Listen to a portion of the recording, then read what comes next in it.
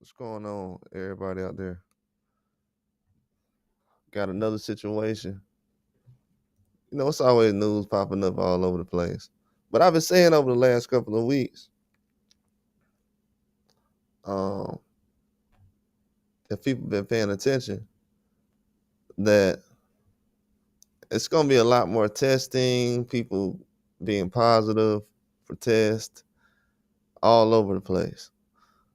And another place they found someone positive for a test is the tournament that's going on with Turkey Al Sheikh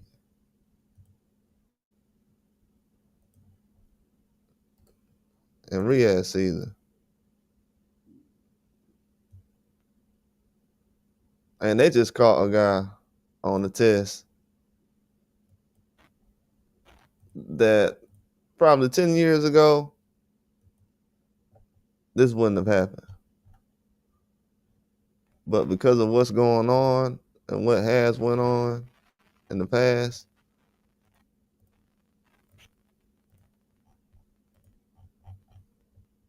this is different now.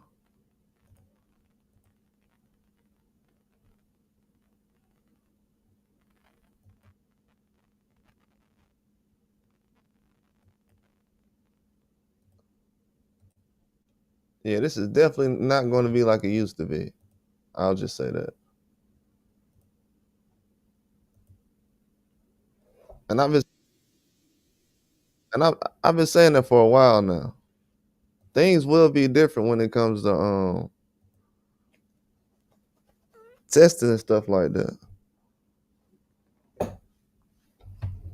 I know everybody's kind of paranoid with the Canelo and Crawford situation with that testing. Yeah, I mean that's always gonna be in the back of your mind, but at this point, I don't know. I understand where people are coming from though, but at this point, it ain't nothing you can do about it as far as in that situation, except just trust that they testing. The fight gonna be here regardless. Now, if something crazy happen, like somebody pops or anything else, well, that's just gonna happen. But in this situation, yeah, you don't usually see guys um, catch themselves in a situation like this guy just did.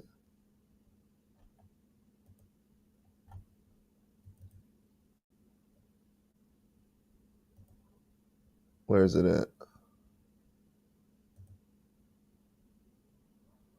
Yeah, so this guy's a gold medalist in the Olympics, and he's with Riyadh season right now.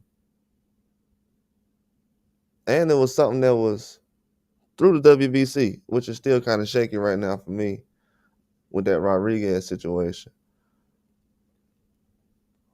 But they got other people that's conducting testing as well, so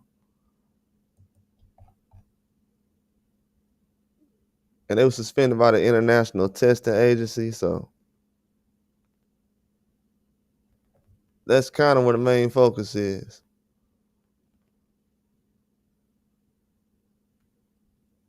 So they have everything they need as far as in this situation.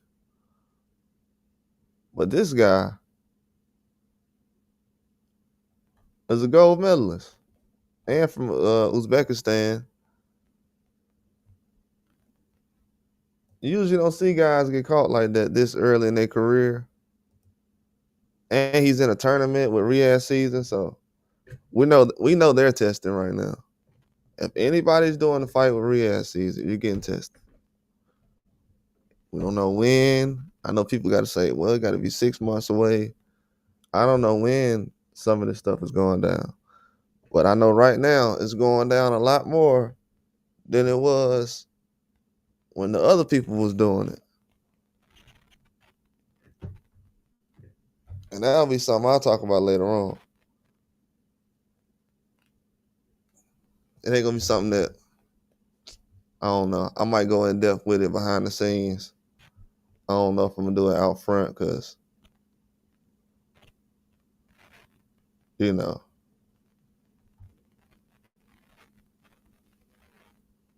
But as far as with them, they putting that news out, so they'll handle it from here on out. I ain't really gotta say too much on that end. I'll just say this: if they have Olympic gold medalists out here, professional, undefeated pros, top prospects or whatever you want to call them, at the pro level, in the middle of a Riyadh tournament, getting suspended, yeah, dudes better move carefully out here.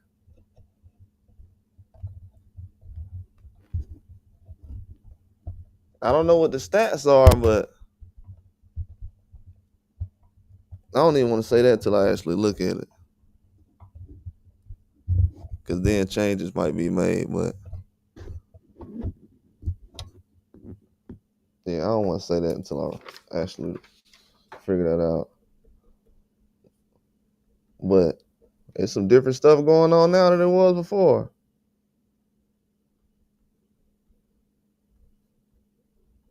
Turkey putting the clamps down.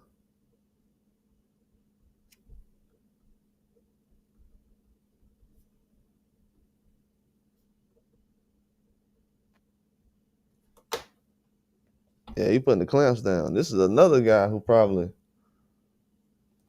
would have just flew by without anybody noticing. Really got to think about that. This would have been another guy who would have just fell through the cracks.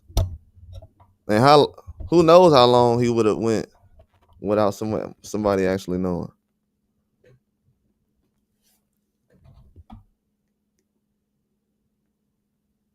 Then the tournament and everything else, they're reporting it. You know, everything is changing now. You got to think about it. Turkey has Ring Magazine. Ring Magazine reported that a fighter in Turkey's tournament,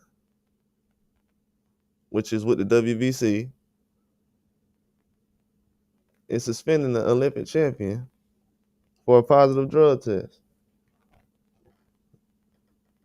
So right now, this is something that's different that would have never happened 10 years ago.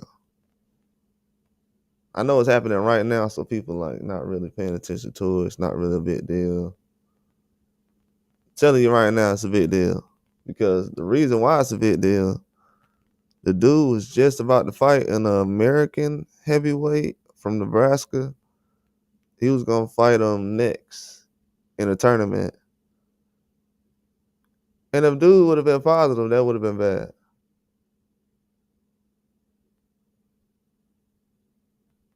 And the fact that he's already fought somebody or possibly was, that's even worse. So, yeah.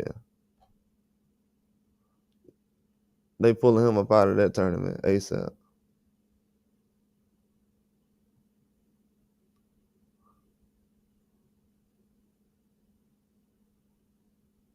Yeah, this is crazy.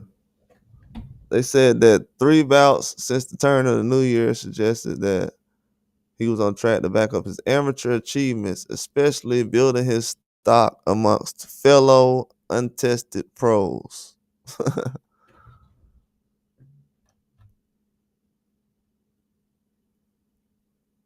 I don't know who the guy who wrote this, but he's stepping though.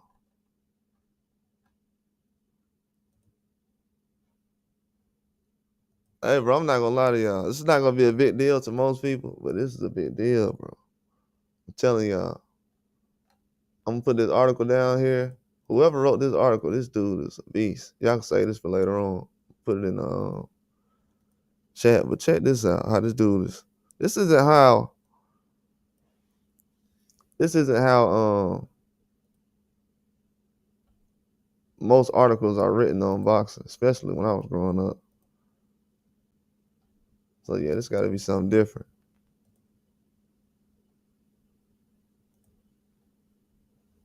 But this is a gold medalist though. This isn't some average fighter or a journeyman. They've been catching all kind of guys. Turkey caught a guy on the Crawford card. And from what I've seen, it hasn't been any kind of Because it looks like he's trying to figure stuff out too, and he's not in charge of all that. He's just putting people in charge of it. And if you ain't doing a good job at it, you possibly get replaced down the line.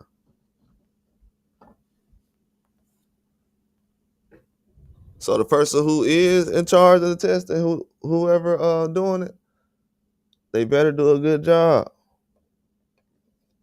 It ain't no threats, but I'm just saying, they better do a good job, or you might not have one.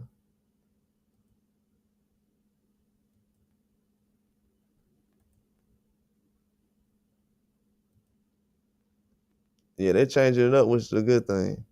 Most people won't care about this, so it's cool. But this is changing boxing though. This right here, stuff like this, is why we won't hear about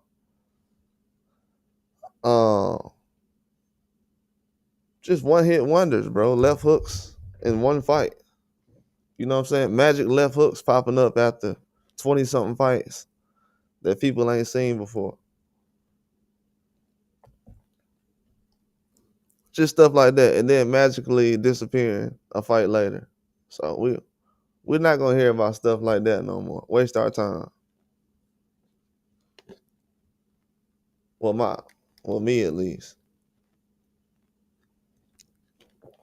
So really, everybody that was saying last year about if PEDs matter or not,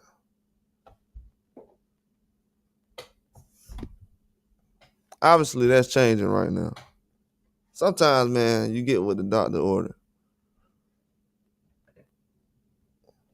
And this is like really karma in boxing.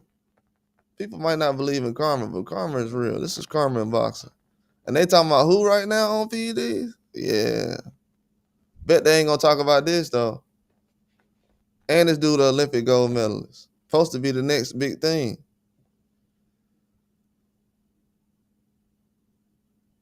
It sounds like they don't care who it is. They catching journeyman and Olympic gold medalists out there in Riyadh season.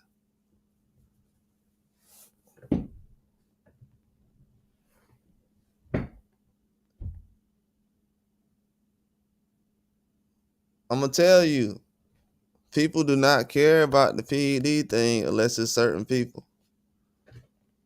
That's a fact right there. That's one fact. I ain't gotta go in depth about that. But they don't care about that though.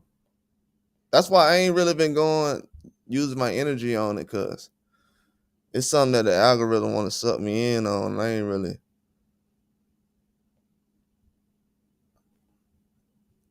Because other times when I'm talking about the PED situation, algorithm ain't kicking like that. So I ain't trying to mix Crawford name in with that for an extended period of time. That's pathetic. That's kind of like, that's the finesse for real. They want you to do that. They want you to surround his name with it instead of Canelo. That's the whole finesse. That's the whole trick. That's the reason why it's even kicking like that. That's why it's a big deal right now. That's why the topic getting pushed like that. I don't fall for finesses like that. Right now, you type in PEDs, dudes' names who ain't fell for it. Think about this. If you look at PEDs right now, just the topic of conversations, it's dudes who never tested positive for it who talked about it, but guys who actually feeling it right now. It's not even talked about with it.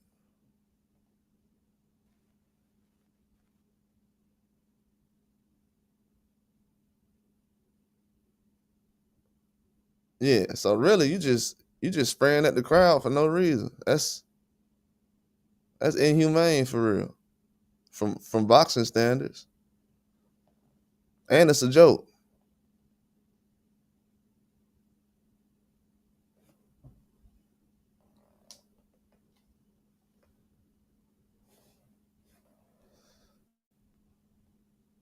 So yeah, when I see this, I'm like, yeah. I told everybody, I know what time it is. It's gonna be some stuff that go on that's still weird because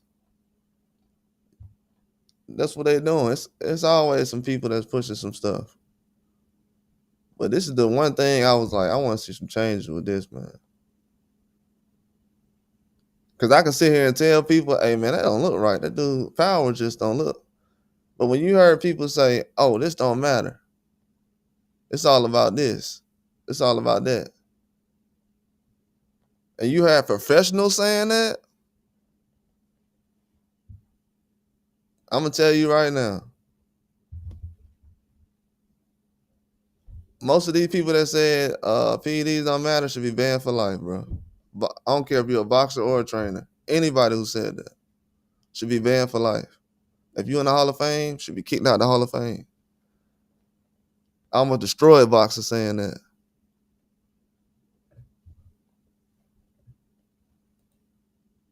They almost destroyed boxers saying that. So anybody who said that should be kicked out of the Hall of Fame. Anybody who said that should be banned. Because everybody right now is on some, oh, it matter, it matter. Yeah, man. Everybody who said that, they let people come into boxing who not even invested in boxing. They probably not even around no more. Don't know what's going on. They let them come into boxing, step all over it, throw a riot all over it, and then left. Trash the whole place.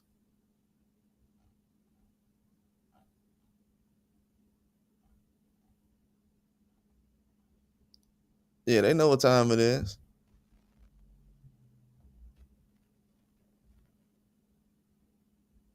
Yeah, I see the whole play.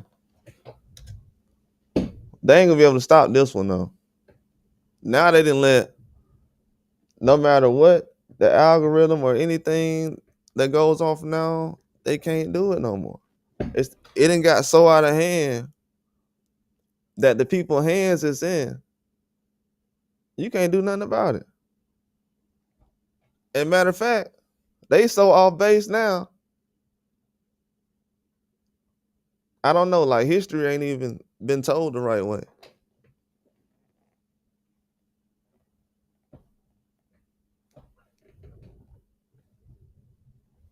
Just by doing things the right way, it's gonna destroy it. How do I say this?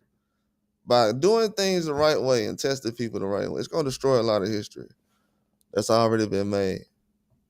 It's already happened already. It destroyed a lot of history already. But it's gonna erase a lot of history that's already been made. It was man-made though. It wasn't official. Yeah, when you start doing man-made stuff in boxing and try to make it official, that's when it kind of starts slipping. And people like, yeah, man, it ain't that big of a deal. Like acting like it's not that big of a deal. That ain't no game I actually ever wanted to play. I didn't think that was gonna be a situation, but and at this point, it ain't got no age. From 0 to 100, all of it, it's crazy right now. But they catching everybody. If you see the knockouts go away, don't worry about Terrence Crawford. Worry about these other dudes. That's what I'm saying. These other dudes ain't getting knockouts. And ain't nobody asking no questions. They scared right now. They in fear. They know what time it is. They know who got the real power.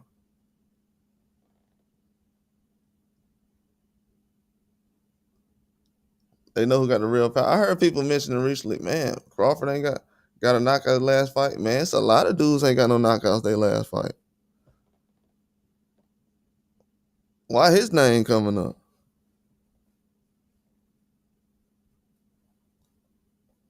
And the dudes they fought just got blasted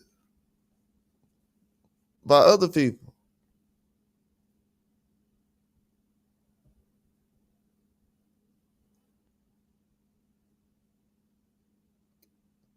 Yeah, so his name really a distraction right now.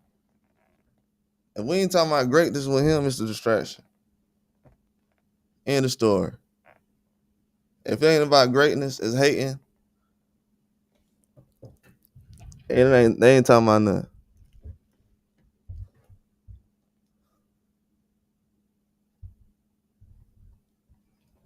But yeah, they didn't call a gold medalist, bro. It's a wrap. Everybody is on guard. If you're not a gold medalist, bro, they about to be on point with you.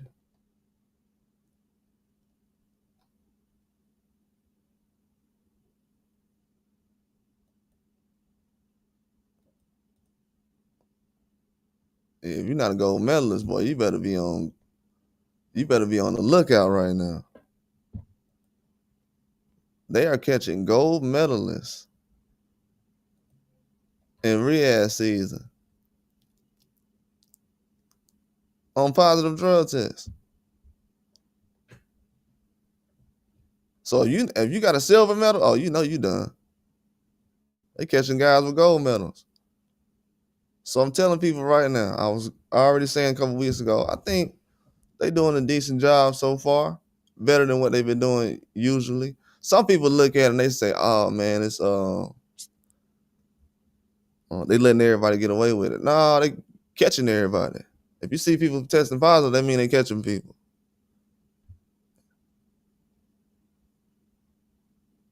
You know what I'm saying? If people are getting caught doing something they're not supposed to, yeah, it's not good that it's happening, but it's good that it's being stopped. They need to cease. That's the whole reason for testing.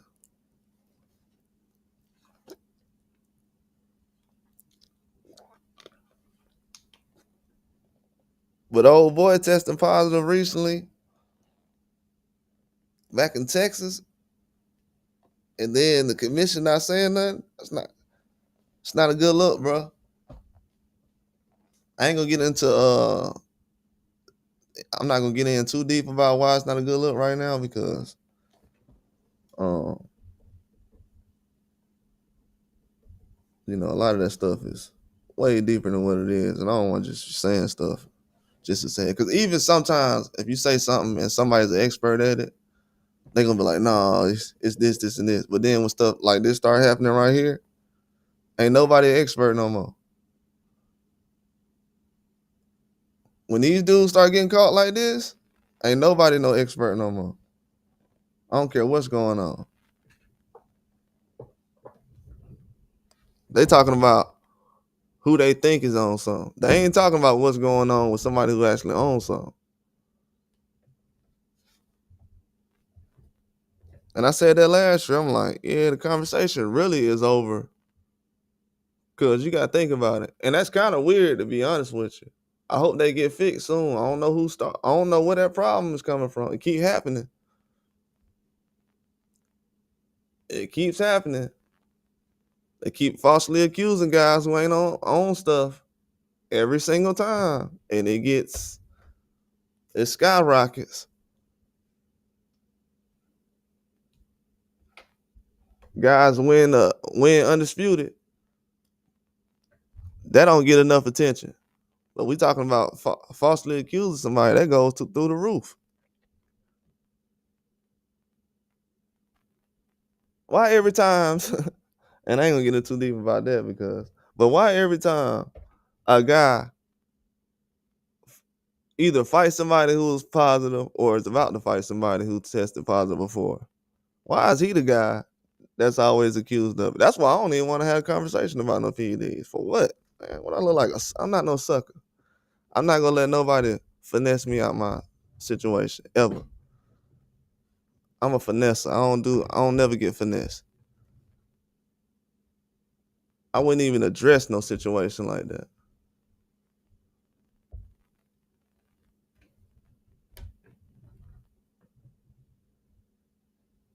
But sometimes you got to put how would I say, the example out there to let people know, hey, this what they was talking about, or this what I was talking about. But yeah, just a couple of days ago, I just said on the live, this dude, in situations like this. So what are they gonna do? They gonna let everybody else talk about this, but others can't? What's going on right now? What's going on in boxing?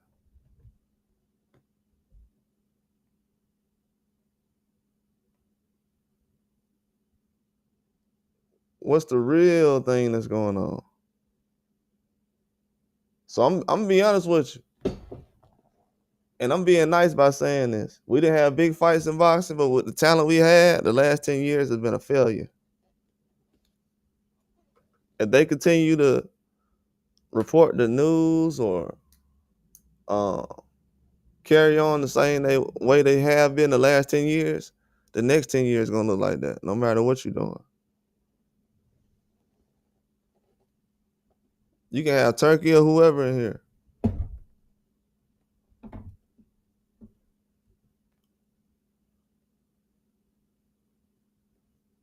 But after baseball, when people was getting caught on steroids after the baseball situation, baseball started looking horrible because you was watching something that was fake the whole time.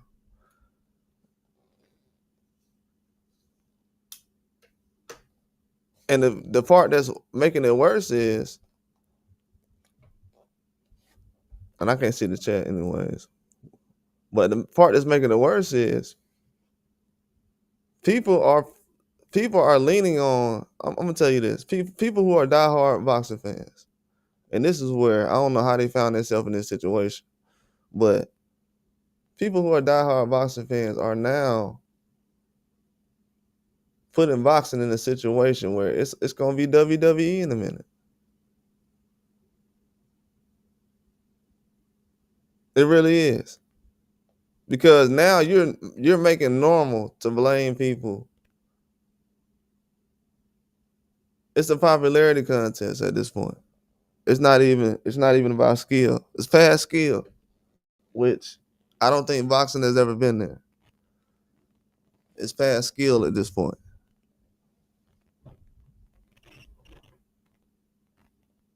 You know, most of the time, the most skilled boxers are the most popular, right? Now we got boxing fans like, yeah, the most talented guy ain't popular. Yeah. Like, you a coward, you do something like that. I see so many people doing that. Bro, you're a coward, you do that, bro. You are ruining boxing by doing that. You don't even know it. You ruining boxing. How would you celebrate that the best fighters, like people, at one point people were saying don't nobody know who Usyk is.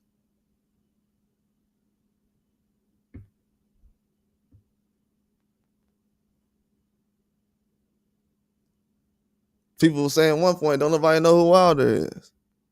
Oh, we don't know who that person is.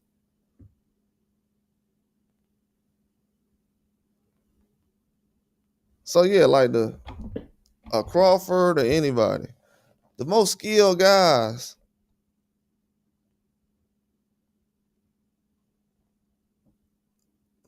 they can't be popular because they have the sport slandering them the whole time. Can't be the most popular when I've never seen that before.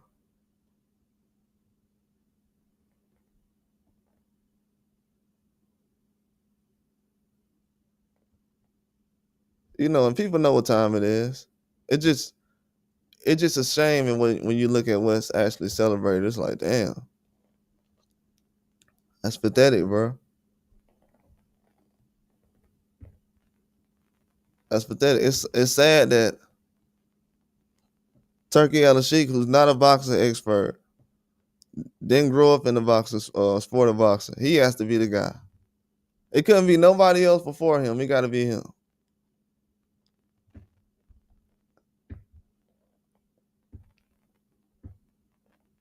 He got to be the one to change everything. That's the part where everybody's sitting back. That's why when Oscar talking about Dana White, man, I ain't trying to hear about none of that, man. So what? So what? You should have had that fixed with old boy a long time ago. And y'all could have been doing what Turkey doing.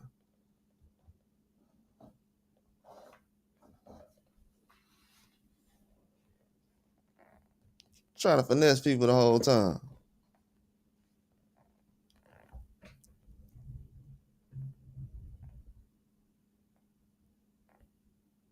That's why when people talk about the test stuff, I just sit back and go, yeah, man, whatever. Whatever. What you finna do is you finna sit up here and realize a lot of it people been getting by. When everybody got a test, dudes finna be looking funny. It's already guys looking funny now. And I'm really respectful. If I was the worst, I would be out here letting y'all know who looked bad, what round, why he ain't let this happen like this fight. If I would, I'd be real going in, but I'd be really holding back on there. But the way other people, and the crazy part is, they be letting other people go in on Terrence Crawford. Look at what's going on right now. They be letting people go in.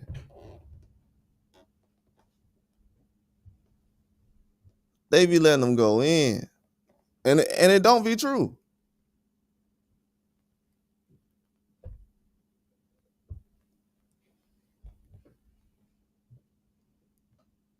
They be letting them go in, man. And people be thinking it's funny. And now we at where we at now. How you gonna complain about something that you thought was cool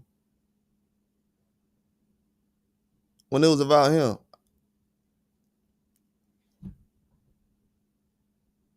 There been all kind of stuff over the years said about Crawford. I think the reason why Victor Connie is even known is probably because he worked with Terrence Crawford. I don't even think it's because of Devin Haney. I was hearing about the Victor Connie thing before it was even a thing with the Ryan and Devin thing.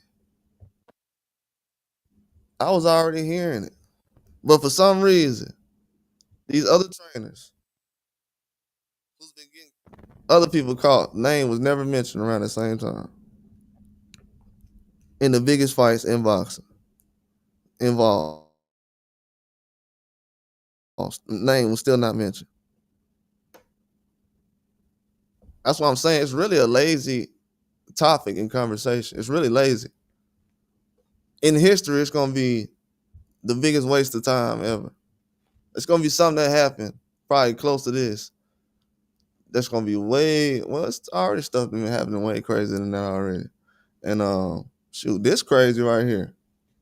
You don't hear about stuff like this happening. When the last time you heard about something like this happening? You ain't never heard about something like this happening. That's why I'm acting the way I am. I don't know everything about boxing from the 1900s up until now, but I know this ain't been happening.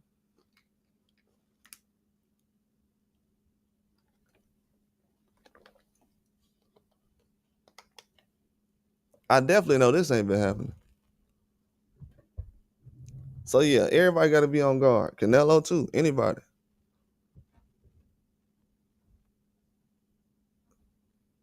Everybody got to be on guard.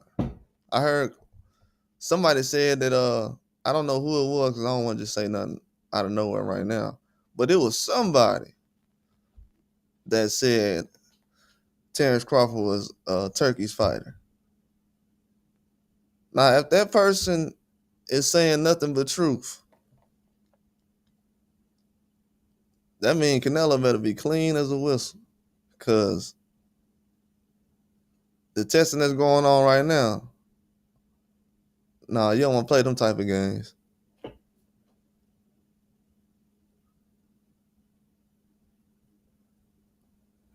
I don't think we're gonna have no situations like that. We ain't have no situation with Manny Pacquiao and Floyd, so I don't think it's gonna be no big situation. But the way they're trying to create it into something else that it's not. Oh, what's going on, PD? What's up, dog? Oh, now they had a what's up, Vic J? What's going on, bro? They got a gold medalist that was caught. He failed a PED test in Riyadh season, bro. In the Turkey Al Sheikh tournament. He's actually in the quarterfinals right now, and he's a gold medalist. This is probably the first time this ever happened in history. This is a gold medalist that has been caught I think he's 7 fights in. I think he's 7-0, 6 knockouts. And he's in the Grand Prix tournament right now. I think they're fighting for like $500,000, $250,000, something like that. I think it's 6 figures. It's 3 or 4 weight classes, different weight classes. But he's a heavyweight. And he was just in the Paris Olympics. And now this guy, because they let pros go in and out, they can still fight in the Olympics at a certain point now. But yeah, this is a crazy situation. This will be the last person they will actually put a failed test on. The fact that he has a failed test, everybody should be scared right now. Turkey Al-Sheikh ain't playing. Like the thing that happened with the guy Francisco Rodriguez, shout out to everybody out there, Victor J and PD, shout out to everybody this morning. But the fact that he's failed the test, I mean, if people are nervous about the Canelo and Crawford fight, this is good news for you. Yeah, he's cooked. I'm gonna tell you something else, PD, that's crazy. He's fighting the guy. He fighting an American fighter next round. Some guy named Rodriguez. No, not Rodriguez, my fault. Dante Stone, he's fighting next round out of Nebraska, heavyweight. And I don't know if he tested positive the last round. Those details haven't been put out yet, but he was positive out there in Saudi. And now he back at the crib. He's at the house right now. With a gold medal and everything. They don't care if you got a gold medal. They don't care if you're undisputed. They don't care if you're a journeyman. They had a guy that had 6, what he had, 6 losses? No, he had 6 wins. I think he had 6 wins and 8 losses or 7 losses. No, he had 6 wins and 7 losses. And he went to a Riyadh card and tested positive. So anybody can take anything. And dude was a bum. And I was saying to myself, I kept saying to myself, hey man, that was actually a good fight, man. I don't know if everybody had seen that fight. It was the first fight on the Crawford in a Majramal card. I was like, that's a good fight. No wonder it was a good fight. That dude was out of his mind on this stuff. So right now they catching guys everywhere. Like right now they're stepping in. Sometimes guys don't even know it's a Riyadh event. And they stepping out of the ring and then them guys going to, hey, we gotta take this drug test real quick. Let's step to the back. Walk to the back with us real quick. Take this drug test before you go home. So what a lot of people don't know is, and I had to go through a lot of work to get this. That dude Bruno Sawachi, the one who knocked out Munguia in Mexico, he said that when he fought Munguia in Mexico, I said this before he fought Munguia the last time. I put a video out talking about him. I think it was a live or a video. But he said that as soon as he knocked out Munguia, for some reason, they packed up everything and went to the back, and he was like, we ain't gonna drug test or nothing. They were like, no. And he was like, that's weird. And this guy won the fight.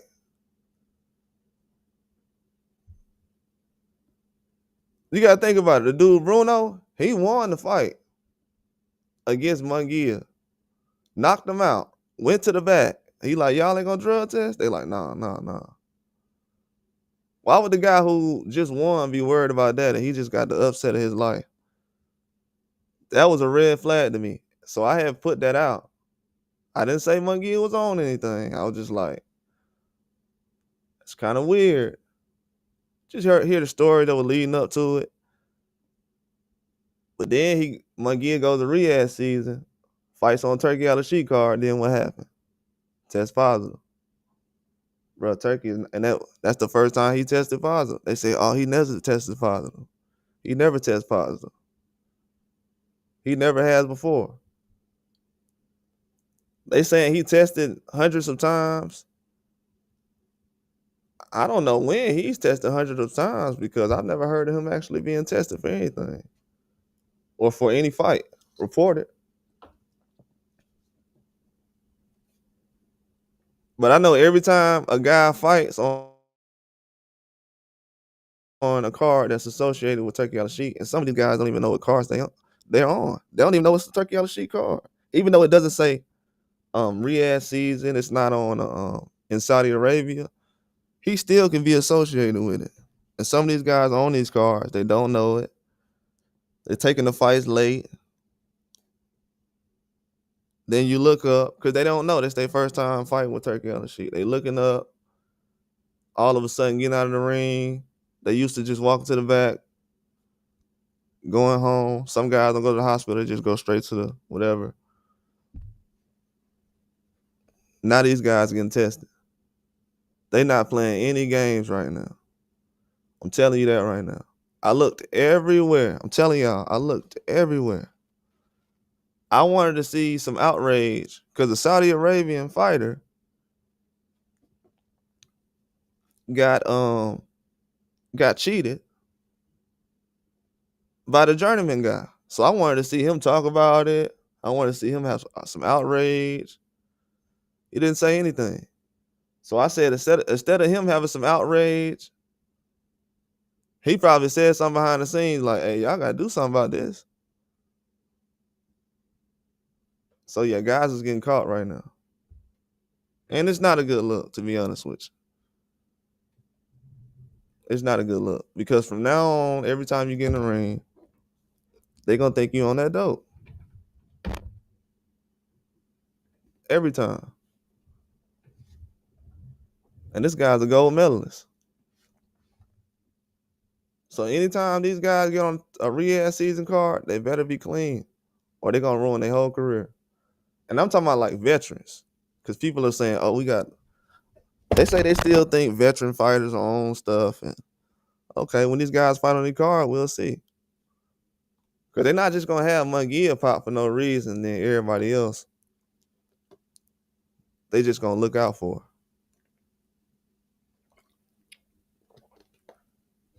No, they can't do that. Because now at this point, let's just say Turkey does have fighters he like. He can't put them in the ring with somebody who dirty.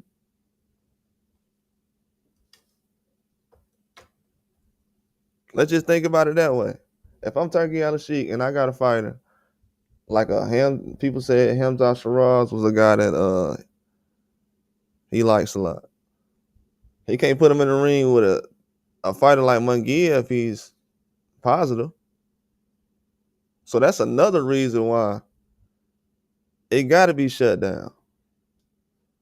If they want Shiraz to fight Canelo next, guess what? He got to be clean. So they going to test him. I'm telling you, bro. It's going to be many reasons why this man is going to be testing many people, many fighters. By the time all of this is done, this whole era, you're going to know who's the best. You're going to know who was dirty. Guys retiring early don't look good. I'm not going to lie to y'all. I'm being honest with you. A lot of guys retiring early right now does not look good. I don't care who their name is. It does not look good right now. A lot of guys hanging it up early. A lot of guys pulling out of Turkey Al-Sheikh fights or cards, needing a break. All that stuff is not good. All this stuff is going to be put into history in the next 10 years, and we're going to figure out who was taking shortcuts and who wasn't. Because this guy right here, him being the gold medalist. Oh, hold on.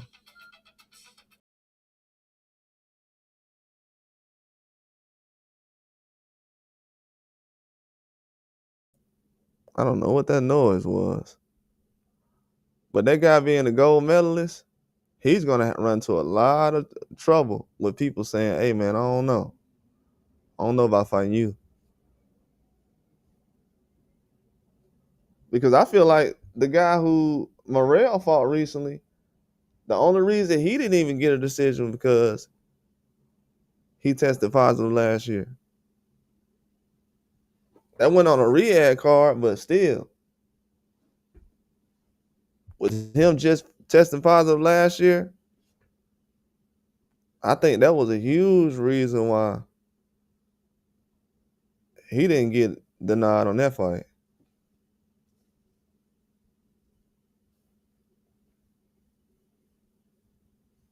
I definitely think so.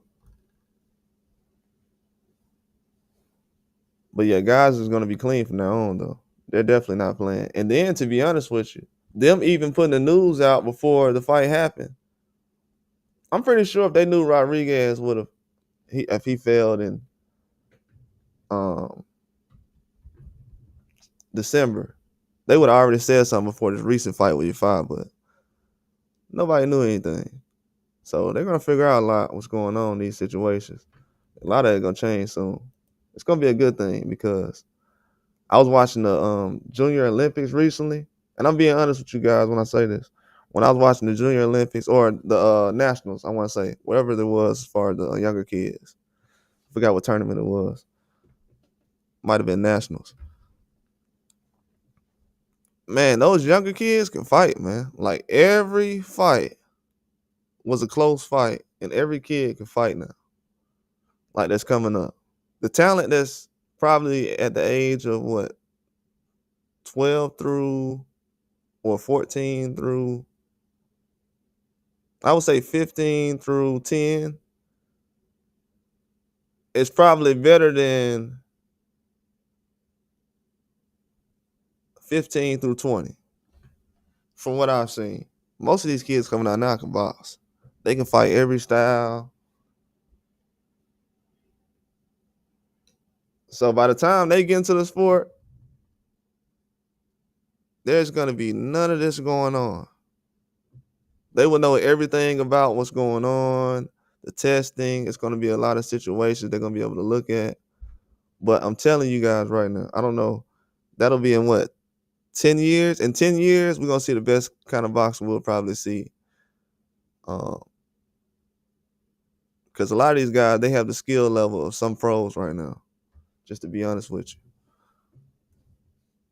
Because if you look at boxing right now, a lot of guys, they have good styles, but everybody's not Terrence Crawford. I know that's a hard style to be, but everybody's not doing everything they can as far as mechanically or technically. So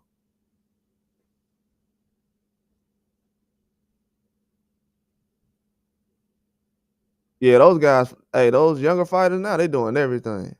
I seen a couple of fighters, because you know when you first turn it on, somebody's getting beat up. And I'm like, man, then you see the next round, the other fighter comes out, dominate. I'm like, oh yeah, they're gonna have some good fighters coming up in 10 years. Yeah, I think they're gonna be a lot better. But you already see now some of these younger guys is jumping in the mix early. But they gotta jump in and actually fight guys who are clean.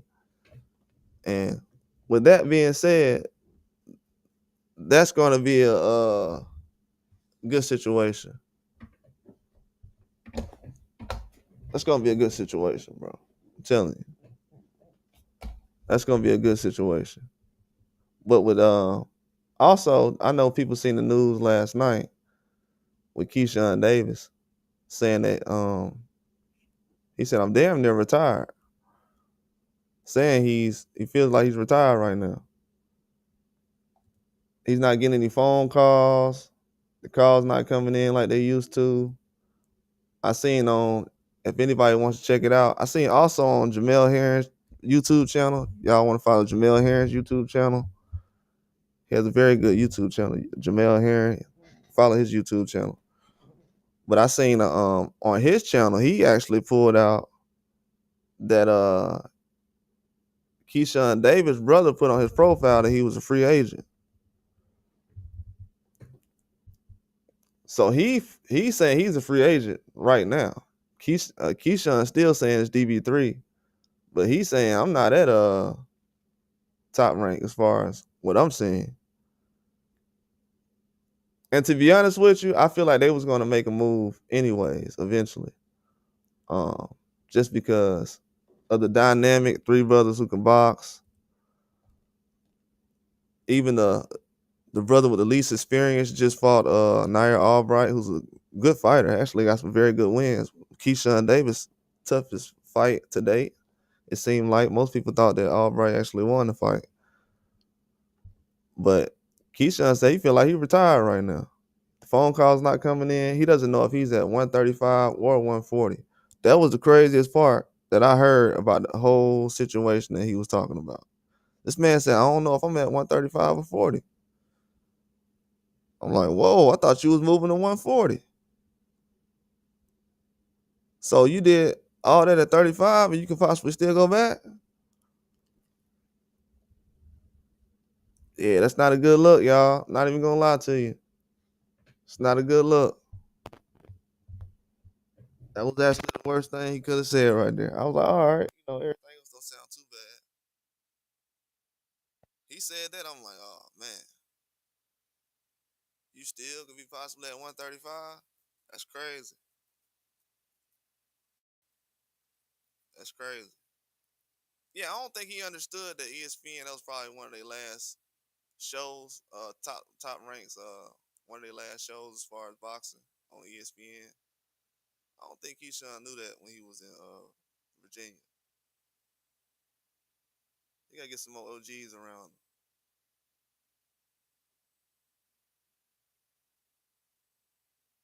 Oh yeah, yeah, I already know. Me on the same way, dog. Shout out to Outer Pal. What's going on, bro? Yeah, exactly, PD. That's crazy.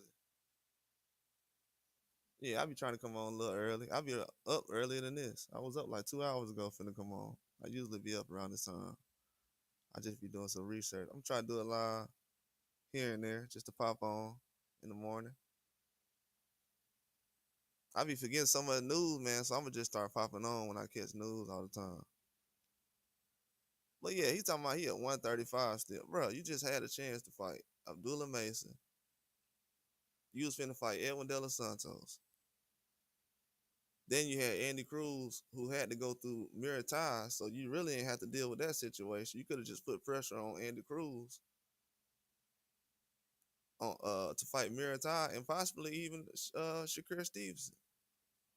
You could have just put the pressure on Cruz and Tank instead of hurrying up to go to 140 because everybody he's going to fight at 140 is the same kind of fights he could have had at 135. But beating Lemos and beating Baranchik is not going to do anything for you because from what I've seen, even though Baranchik had a good performance against Navarrete, he gonna end up getting washed at 135. Baranchik is. I haven't heard anybody say Baranchik next fight coming up. So he's not even gonna be a factor at 135. So Keyshawn's resume, bro, boxing moving fast.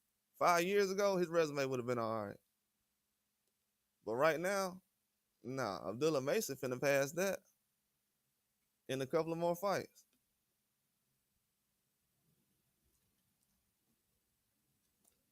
And that's the bad part too. A few years ago, Keyshawn probably would have had a chance to skate by. He would have been a young guy, but you got a lot of young guys now.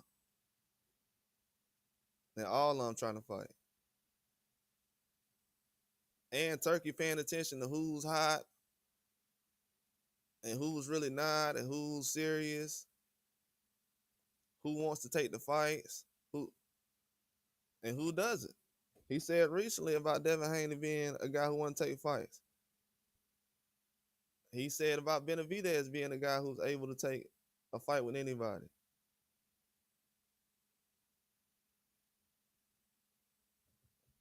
Yeah, he's making guys really move right now.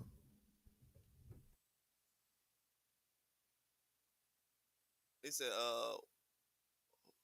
who would want to fight Keyshawn if it's yeah, especially at 140. At 140, it ain't even no he don't bring nothing to the table. We already got guys at 140 that's done more. Ryo that had a belt at 140.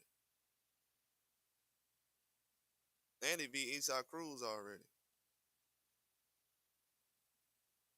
Nah, he don't want to go to 140, bro. He seen Matias get that belt recently. He was like, I'm gonna go ahead and fall back. Cause Keyshawn said last year, Matias the boogeyman. So I ain't saying he's scared of him, but That's scared talk though. I don't like no boxer calling another man a boogeyman. They say he really the boogeyman at 140. How he the boogeyman at 140 and Terrence Crawford was at 140 when he was at 140.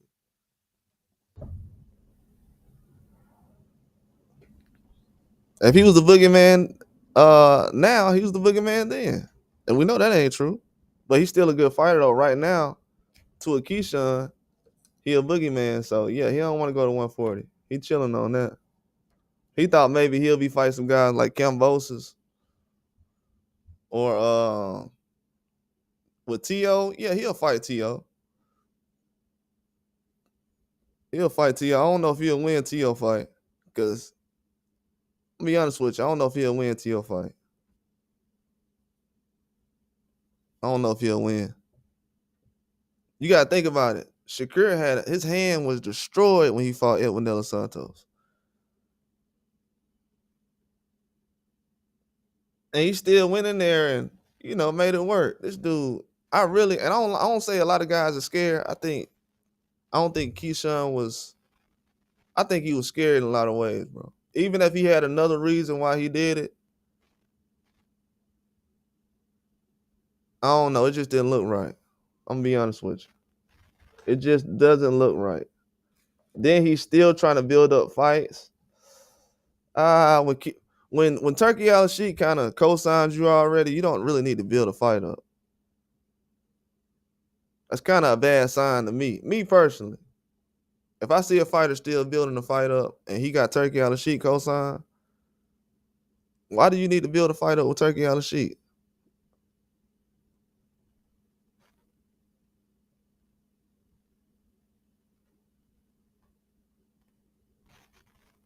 Yeah, you don't need to build no fight up, but I don't think he want no smoke at 140, bro. Be honest with you. 140 ain't easy as he thought it was. He kind of looked at the landscape, seeing that Russell's still there. You got Sandor Martin, who's not an easy fight. Barbosa, even though he got beat up by Tio, he didn't get stopped. He's not an easy fight, and I think he had a real bad day off. But he didn't get stopped though. Yeah, it's some hard fights there for Keyshawn. I think Keyshawn will find himself in a situation because Keyshawn the same age as Devin Haney. I don't want to say he's been exposed to anything. He's still undefeated, still had the same performances he had before he failed the test. I mean, not failed the test, but failed weight. Apologize. Not failed the test, failed weight. Weigh in. As far as his performances and everything, he's good, but he's the same age as Devin Haney, though. That's like if Tank did everything Keyshawn did and he was the same age as Devin Haney, I would still be like, yeah, but Devin Haney about to fight Brian Norman. And you didn't want to lose weight to fight De Los Santos in Virginia. There's nothing else for you to really do. If Shakur is having a hard time finding fights at 135, why would I fight Keyshawn Davis? And that's what a lot of people were saying. They was like, why would I fight him? And I can fight Shakur Stevenson.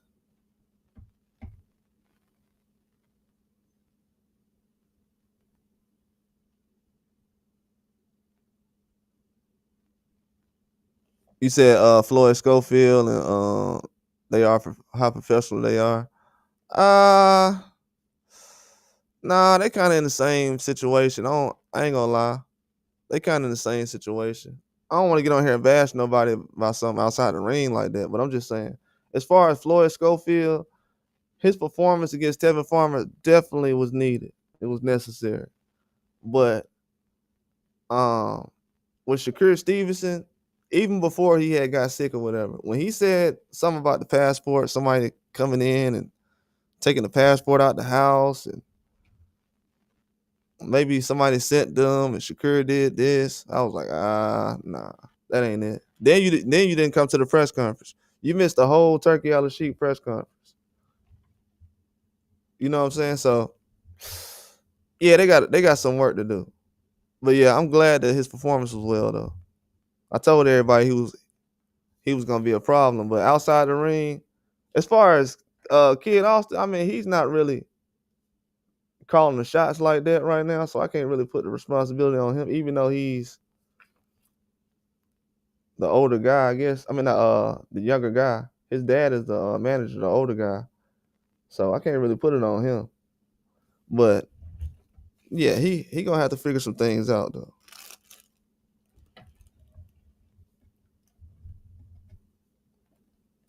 because he may never get a Shakur Stevenson fight again. I don't know if Shakur will fight him again. The stuff he said, I don't know if everybody heard what Floyd Schofield said. I didn't really tune in. I don't watch many things like that, but what I heard him say about somebody coming in the house and stealing something or stealing something out the car, whatever it was, he said that was, you can't take that back, and that was the biggest fight possibly of his career that he missed out on. If Tank retired right now, you're not finna fight Devin anytime soon. Uh, Shakur is probably the closest name to a Tank Davis or something around the weight classes. So that's the biggest fight of your career you just missed out on. Now him being sick or something like that, okay, can't control that. But missing the press conference, whoa. So you missed the press conference and the fight. That's where it kind of went left at. But I still think he's a good fighter though. I always knew he wanted to smoke. I knew he wasn't on podcasts just calling people out for no reason though. Even though that's been going on in the past. Even with I felt that same way about Keyshawn. It's just the weight stuff. Come on, bro. I knew last year when he had no problem with Ryan, what Ryan was doing. Oh, you know what? Well, Ryan was. I'm like, wow, okay. Then you go and do the same thing. Yeah, you getting called out, bro. But that's one example right here. This man is a grown man, and seeing Ryan Garcia come in overweight, patted him on the back about it, and went and did the same thing. This man is the same age as Devin Haney. It has to be the most. But that behavior was celebrated though.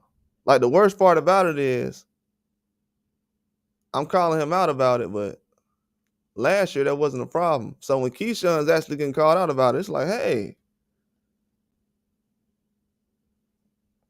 why y'all calling him out? I understand, but it's like, why now? What about old boy?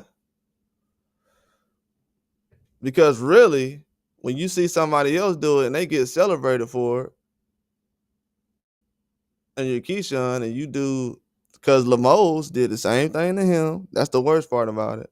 Lemos came in overweight against him, and everybody said, oh, Keyshawn's still gonna lose.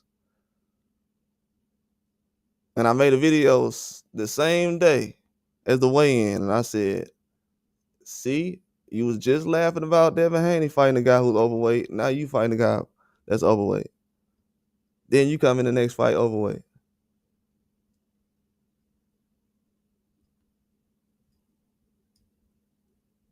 Yeah, this is a trend that has to stop, man. Like the fact that last year that should have been all shut down. But it's almost like the kid effect. When you see one kid do it, they're like, oh well, he did it. Y'all let him do it. And that's what's going on. But Turkey shut that down though. But his brother not being on top rank anymore, yeah, it's not gonna be the same as it was. He sound like he don't even want to box like that, to be honest with you. He's like, yeah, man, I'm just trying to pay the bills. I got a mortgage. It is what it is. Like, wow.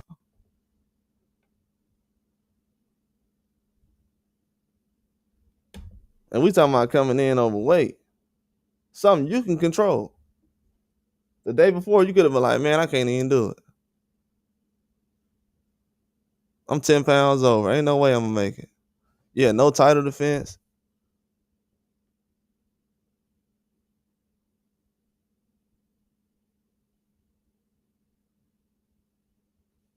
It's crazy, man. It's a bad look. Super bad luck. And the worst part about it is, once Abdullah Mason gets on his level, people not turning back around and saying, "Hey, Keyshawn," they're not gonna do it. They are not gonna do it, bro. I'm telling you. The best part about right now is we're gonna be able to see the talent as soon as it hit the scene. See, Abdullah Mason probably 10 years ago, he would have been hitting a little bit like how Crawford was. It would have took a while to actually notice him. But in this generation, yeah, these guys are being seen early.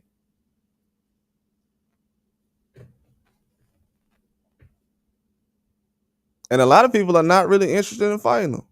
That's what basically he was saying. It sounds like nobody wants to fight him. No really hype around him. Um, if you're not using nobody else's name, but you can't call out anybody else who's in a mega fight right now.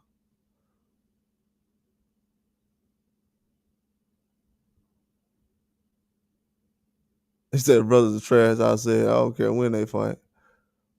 Only fight I want to see is the Vargas versus brother. Yeah, exactly. That's what I want to see. Top Rank need to run that ASAP. I want to see that. I definitely would like to see that. That's the best idea I've heard. I definitely would like to see that. But yeah, they blew it though, man. They don't understand that. In certain situations, you could be a good boxer and everything, and win some fights. But in this era, it's too many guys fighting people, and you're moving the opposite of Terrence Crawford. I don't want everybody to move like Terrence Crawford, but you gotta understand, I don't want to support a boxer who moves the opposite of Terrence Crawford. Terrence Crawford, professional. He show up on weight. He ain't pulling out of fights. He ain't having no excuses. He ain't got to build nothing up.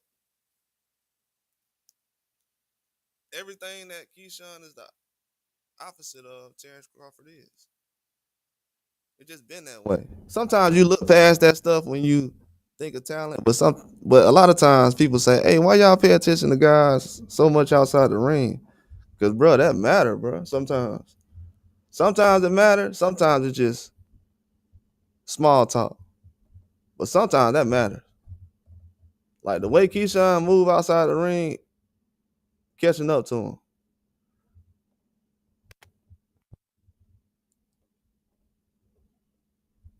Definitely catching up to him. You gotta understand. That's what I was trying to say last year. Every dude thought he was Ryan Garcia. He was like, "Oh yeah, that's cool, man." Bro, you can't do that though. I don't know why you think that's cool. You're not gonna be able to do that. Oh, watch this. Okay. And then you did it, and what happened? They ain't even getting the ring with him.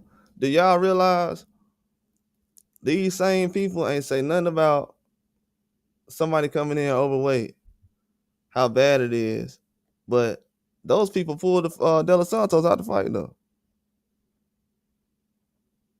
They like, nah, we're not finna fight nobody coming in overweight like that. Not even for an extra $500,000, whatever. We ain't finna do that. We pulling out the fight. But you notice last year when Ryan was like, "Oh, I'll give him the 1.5." Everybody like, man, he gave you 1.5. Yeah, but not to cheat me though.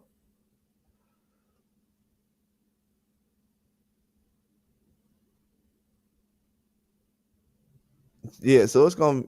He said, as a man, you need to admit your own. Yeah, yeah, exactly. You got to, especially in that situation. You got a whole fan base. I mean, every fan who was a fan of him. Those people coming from across the country to come see him, and he had the biggest buzz. He had the biggest buzz in Top Rank on ESPN. As soon as Shakur left, he was the guy.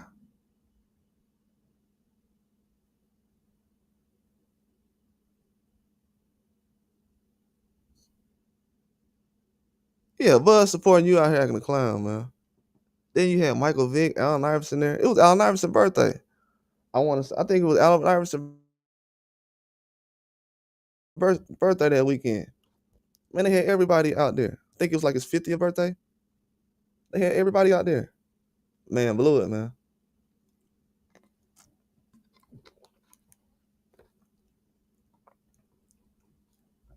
Yeah, he blew it. And now Top Rank go out there and be like, you know what? We're just gonna put a whole bunch of Vargas Brothers cars together. We ain't gonna worry about Keyshawn now. Then he gonna try to play the race card then. Nah, bro. You already was just out there, bro. Your whole city was just out there. You like, oh, just laughing about it. And then my thing is, I told everybody the day before the fight, I said he shouldn't even show up to the fight. I said he don't need to show up to the fight. Man, still showed up to the fight. I promise y'all, if I would have been there, I would have been like, bro, you don't need to be showing up to the fight, bro. You already know how the city is. You just trying to book. Now you trying to take your anger out on people who trying to give you some money. No, that ain't it. It's Joshua Edwards. Yeah, we was talking about him yesterday. Yeah, bro, a beast. He early in his career. He gonna get started. You know, Golden Boy got a lot of fighters, so they're gonna take their time with what they doing, but they building them up right now. He fighting every month.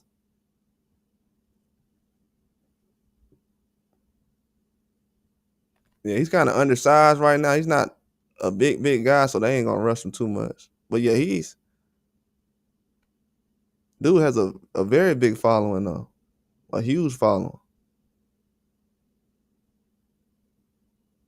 Yeah, pulled up like a local celeb who didn't ruin the main event. You had people asking for their money back. Then they like, man, don't be asking me for no money. Just a bad look. Real bad look. And it's crazy because Keyshawn the day before, knowing that you're not finna make weight, you called out Abdullah Mason. It goes viral. And you like, you could be next. So everybody in their mind, they like, okay, let's build up this fight. They talking about Keyshawn Abdullah Mason can be next. So right now they could have been building that fight up for early next year or something like that. If Abdullah Mason get this belt. Now he's in a situation where he's not even gonna have the belt. But you still gonna be at 135? Nah. Ain't nobody gonna support that, bro. I mean, you had a chance if you would have just went to 140. You stay at 135. Ain't nobody finna watch that. I'm gonna be honest with you. When nobody trying to pay attention to Ryan for real. Even before he lost to Rolling. When nobody trying to pay attention to him for real. It was just shock value. And he thought, man, I'm gonna be in that same lane. I'm gonna agree with everything that he doing or he's saying. And I'm gonna see how it work out for me. This dude think he gonna be on a Riyadh card at a main event after failing the test like Ryan. I'm telling y'all, man, some of these dudes delusional like that. They really delusional like that. Some of these boxers really think they finna be moving like Ryan Garcia out here. And I hate to be bringing his name up, but he is like a standard for. Hey, let me show y'all how stupid I can be real quick. And I don't want to call no man stupid. I don't know. I'm just saying, as far as the moves, bro, if you're doing the same thing Ryan doing and you think that's finna work, come on, man, that's stupid. It's not finna work. And you just started getting real fans.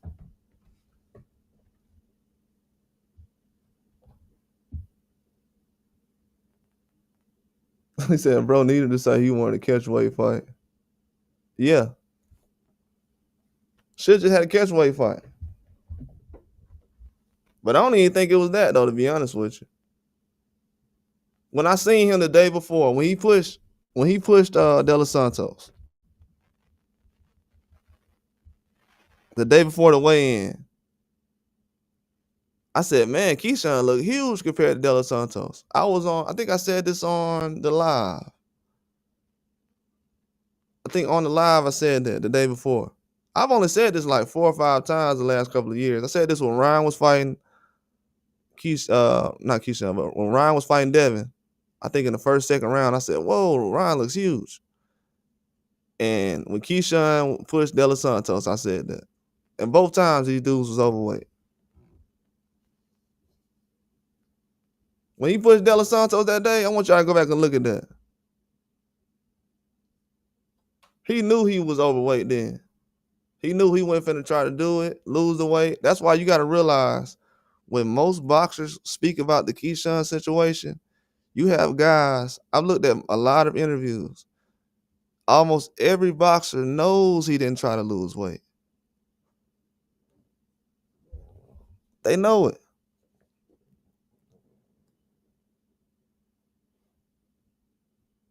And this is an event that benefits you.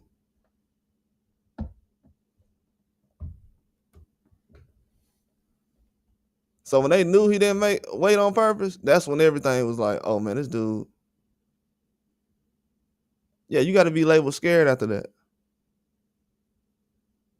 If it's a reason other than that, then that's worse then. Purposely losing weight purposely coming in overweight is crazy if you ain't scared.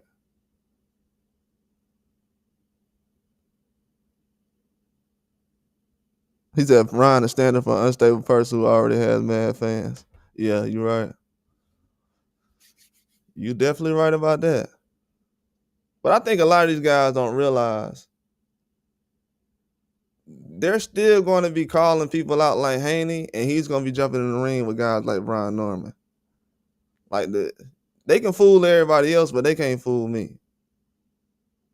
Like all these dudes sitting on the sideline like, Haney, I'll fight you. Bro, I ain't about. Like, move on, man. There's too many fighters in boxing.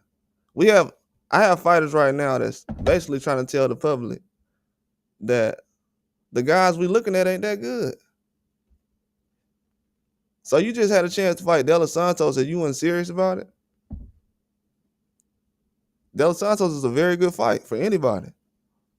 Tank Davis had him on his list to fight if Lamont Roach fight would have fell through.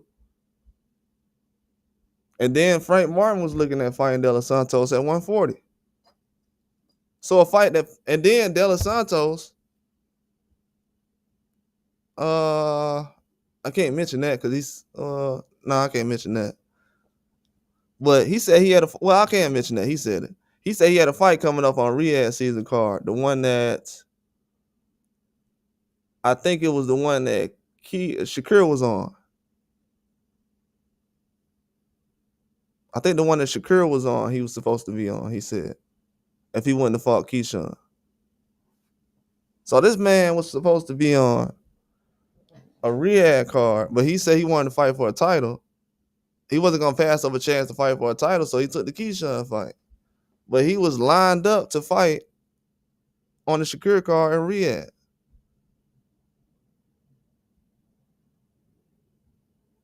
So this man actually had a guy who's been out for 2 years weigh in at 135 for no reason.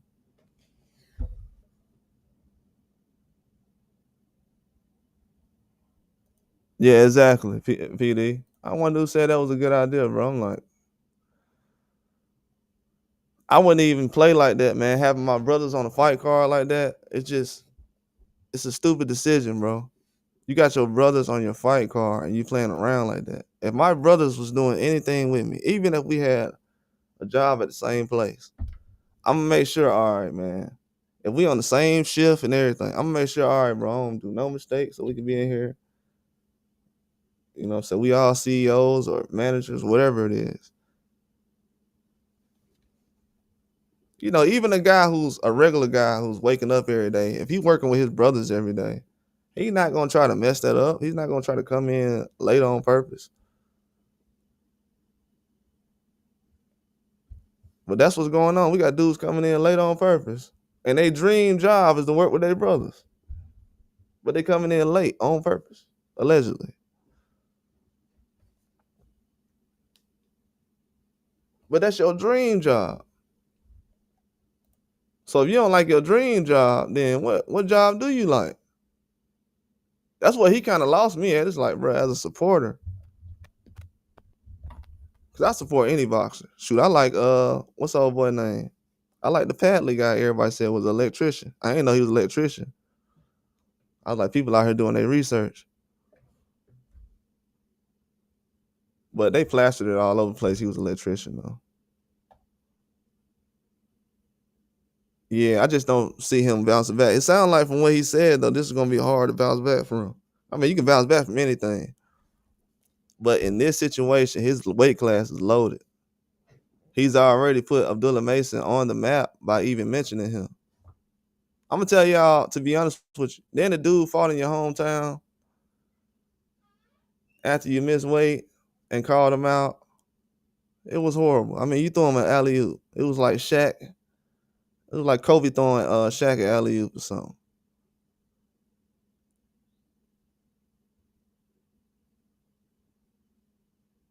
I mean, he really took all his hype away and gave it to Abdullah Mason. That's the crazy part. It's like Bruce Lee and Show Enough almost.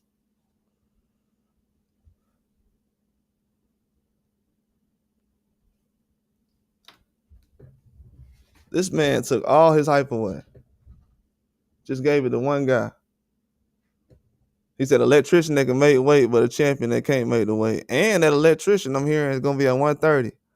Man, I forgot. I had the fight in my head who I think he going to fight, but I lost it. Because I heard another guy saying that he was going to do something at 130. And I was like, oh, that's the fight that can't happen. But I forgot who it was now. But he got a fight that's going to be announced soon. The Padley guy. But he can fight, though. And he make weight, and he'll fight anybody. And this dude fighting at his basically walking around weight. Man, he made 135 during fight week. So they like, man, you walking around close to 135, you might as well fight at 130.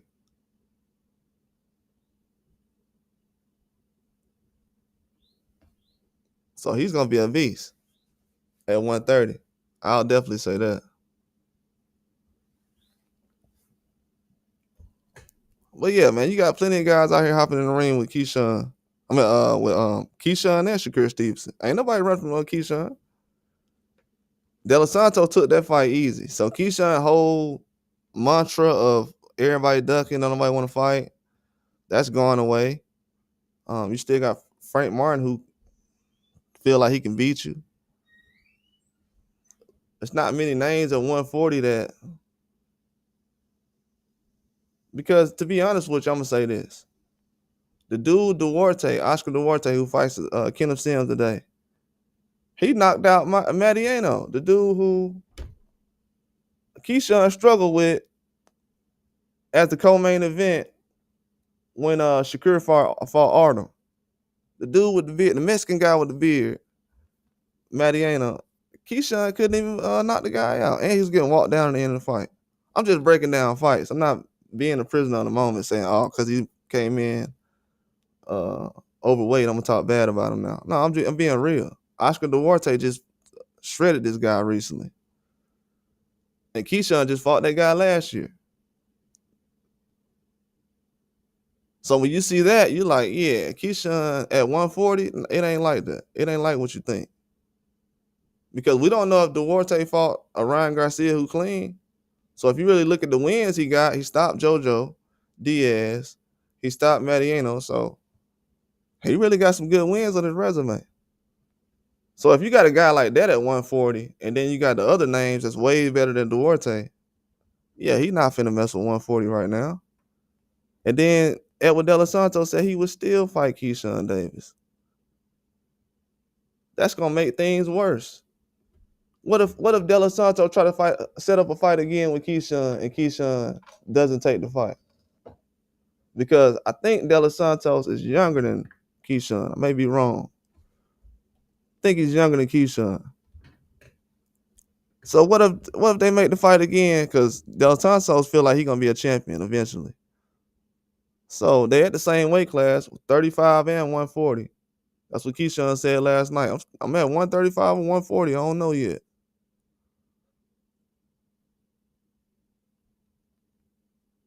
And then we're not even talking about the Andy Cruz situation. So that's gonna keep following you. Bro, you could have shut all that down.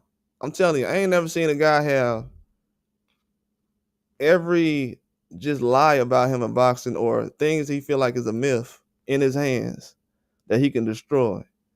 And he like, you know what? I'm gonna just keep those narratives going.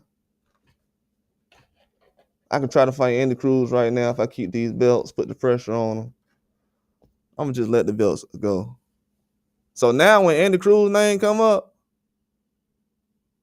he can't do nothing forever. Bro, you had a chance to shut all that down. The man, I'm gonna be honest with you. I knew he was getting out of control though when he called out Shakur Steve. Well, not called out Shakur, but he was like, "Yeah, I ain't worried about him or whatever." It was whatever shot he took at Shakur Stevenson around that time. And I ain't bad mouth. I'm just being real. Because when you start talking about retirement, I mean, we got to a bad place real quick. Like a lot of people come in overweight and bounce back, but this man thinking about retiring.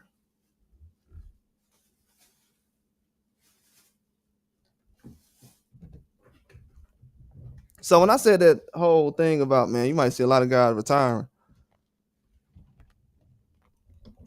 I didn't think it'd be guys like him, his name popping up, but at a certain point, you gotta do more fighting than you do talking. Even Floyd had to back it up eventually.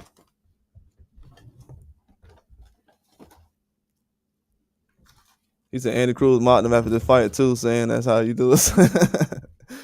Yeah, trolling him bad. He said Del Santos need to fight more though. He not deserving of a championship fight. Yeah, that's why De Los Santos had took it. He like, man, I don't deserve this fight. I'm trying to, because Keyshawn called him out. He said, I ain't got no fight. So what about De Los Santos?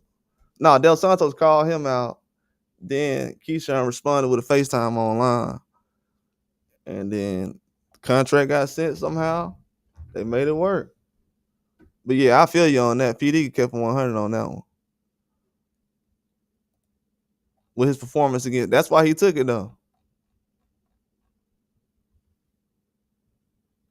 From what I seen, it looked like Del Santos was in a position to work his way back. But really, PBC's scheduling and adjusting and pushing fights back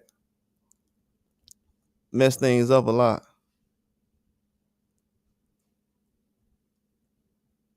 But he does need to fight more though, especially at the age he's at. But yeah, Keyshawn messed it up recently. That man weighed in at 135 for no reason. Ain't fought in 2 years. That's gonna hurt him. That's gonna be a setback for him. Be hard for him to weigh in at 135 again anytime soon. But a lot of these fighters got to realize, man, they got more guys coming in. They haven't even started talking about Shakur's cousin that much, and he's a problem. That just shows you how much talent we have in boxing right now. Abdullah Mason, then you had Floyd Schofield recently, put on a very good performance. These guys, and I said that recently, I think it was last year. A lot of these fighters now, they can box and they knocking guys out. That's why when people was comparing Floyd Schofield to Sean Porter, nah, he's not like Sean Porter. Sean Porter can box too, but he's not like that aggressive nature. Uh, yeah, he's not like Sean Porter. Definitely not. But these guys like Norman, Schofield, bro, they knocking these guys out, bro.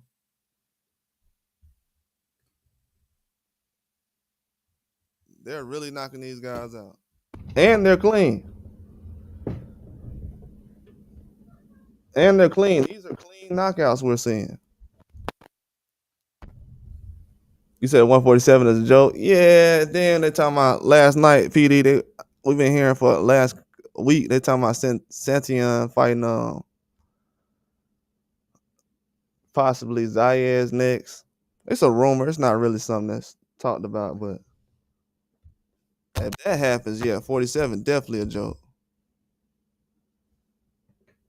Cause no way he need to be getting a title shot after getting stopped the way he did against Brian Norman. Yeah, you got guys like Blair Cos fighting. What he fought, Adrian Bronner ain't fought since. Then you got Catterall just fought Eubanks, was the worst fight I seen all year. If y'all ever see that Eubanks versus Catterall fight, do not watch that fight, bro. Do not watch that fight. It's the worst fight I seen all year. Josh Taylor just got retired at 147. They had Suzaki ranked high, and he just got stopped bad. Yeah, 147 looking bad right now.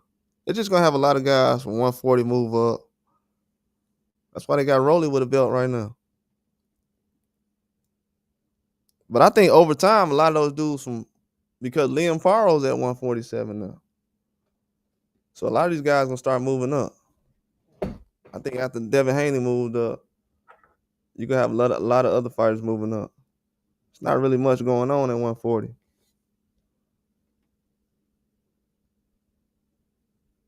You probably gonna have more of the belts at 140 go over back to the UK in a minute. To be honest with you.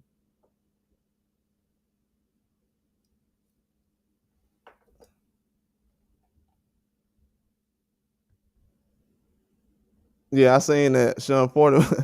You seen what Sean Porter responded on his podcast?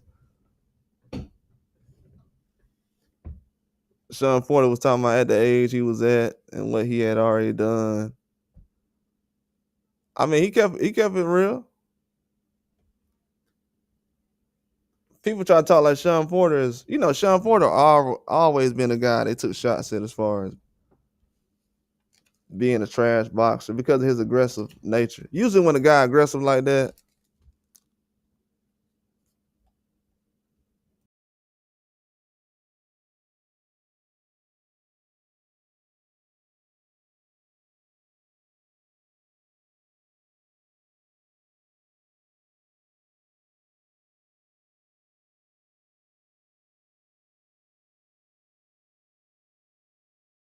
yeah, Gary Russell at 140, he's not a factor like that right now.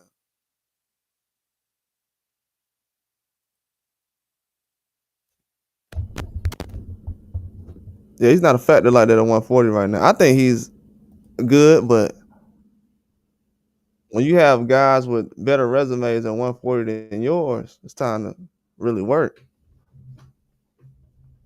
I think right now he needs some more work at 140. He said he could have made 135. I would have liked it if he would have made 135 if he could early in his career. Probably could have had some better fights. But he said he could have made 135 still, but it ain't no fights at 135. It's better fights at 140. But right now, I don't think he's better than Sean Porter, though. I ain't gonna say that. As far as skill, yeah.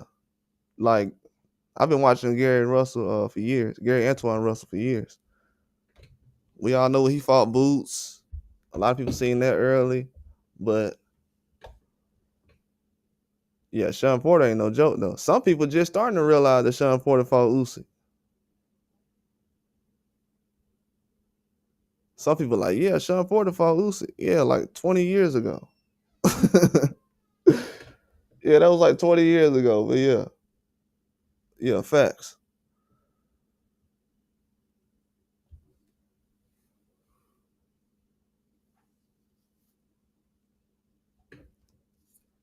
So yeah, I don't know. They be disrespecting Sean Porter a lot. Like people say, man, a lot of guys have damage on your body, bro. If a guy was fighting Usyk back in the day,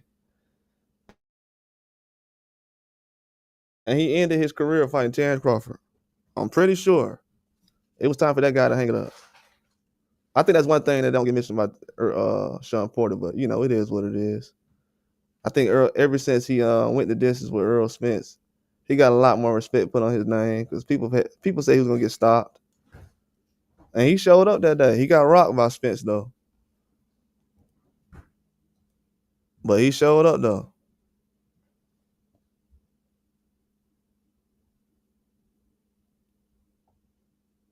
He showed up though. He definitely is a Hall of Famer. Had a good performance against Ugas. I seen him go out there and outbox Ugas. And that's what Ugas was really. After that, Ugas still went out there and beat Manny Pacquiao. So Sean Porter got some good wins. I don't know. To be honest with you, Sean Porter outboxing Ugas is what Gary Russell should have did against Puello. Same style of fighter, basically. I know. Same style of fighter, basically. And you seen Sean Porter go out there and outbox him. He wasn't aggressive. He wasn't uh, tackling, our football style. He was. If you go back and look at that fight, Sean Porter was actually boxing Ugas all the way. He wasn't aggressive or anything like that. So I think that performance probably get overshadowed the most. Man, you got to watch that fight. Yeah, I thought he was winning versus Spence, but when Spence caught him at the end, I was like, oh yeah, it's over with. He knew it too. That's one thing I can respect about Sean Porter. He knew he thought he won, but he knew that when Spence got him, he was like, man, I blew it. But yeah, that's a classic fight though. When that fight got made, it wasn't looked at as a fight that was going to be humongous on Spence's resume, but looking back, Spence took a hard fight then with Sean Porter. Sean Porter had just beat Adrian Bronner and already fought Keith Thurman. Yeah, that was a good build up, man. But if Gary Russell was fighting Sean Porter in his prime, I would pick Sean Porter. And I like Gary Russell probably more. Gary Antoine Russell. I like him more than Sean Porter, but Sean Porter would probably get him in his prime. Sean ain't no joke. He really ain't. If his career was looked at carefully, like other boxers, like tune up, tough fight, he probably would have been a lot different, but he was just fighting whatever he can get. I ain't saying whatever, but he wasn't the A side most of the time in big fights. So you're not the A side in big fights, man. You gotta take what you can get. That's why I feel like the Terrence Crawford situation with him fighting Canelo. I don't know if Terrence Crawford likes being the B side. I think that motivation is probably where he gets that from the most. But him being the B side in the fight, I think that's where he gets his motivation from. And Sean Porter's probably the same way. But every time it seems like Terrence Crawford's the B side, dude comes out and fights at an amazing level. I'll say that.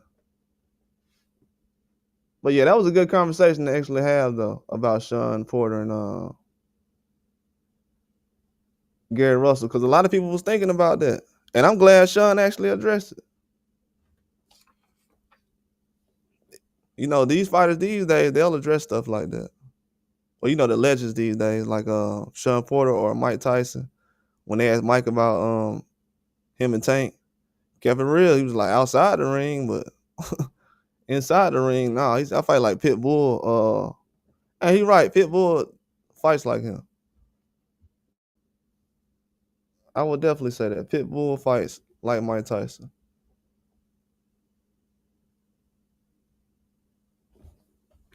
And you can see why and it's actually good that you have a guy like Pitbull who fight like Mike, because you can see the similarities of why Mike lost fights, why Pitbull lost fights. You got the similarities, boxing don't change. Different styles, different people sometimes, same styles, but same kind of results.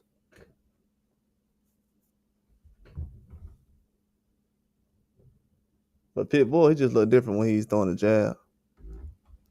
But that 140 division gonna be crazy, bro. Yeah, Pitbull still at 140. You still got Pitbull? Man, they got a lot of names at 140, man.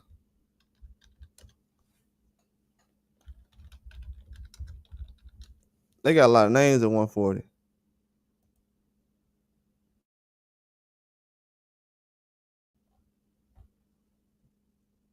And then they got Mariano. He's really a 140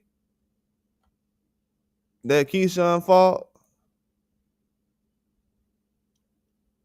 and went the distance with him. The 140s ain't, they're not the same as the 135s.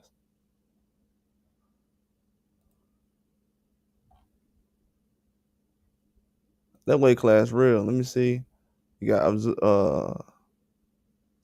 Abdeliev. You got Herrera.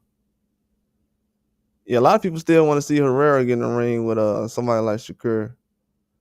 He got power, but I don't know if he's ready for Shakur right now. Yeah, you got that guy Lucas Body. He fight August 23rd. You got Albert Bell at 135. Man, you got a lot of names at 135, but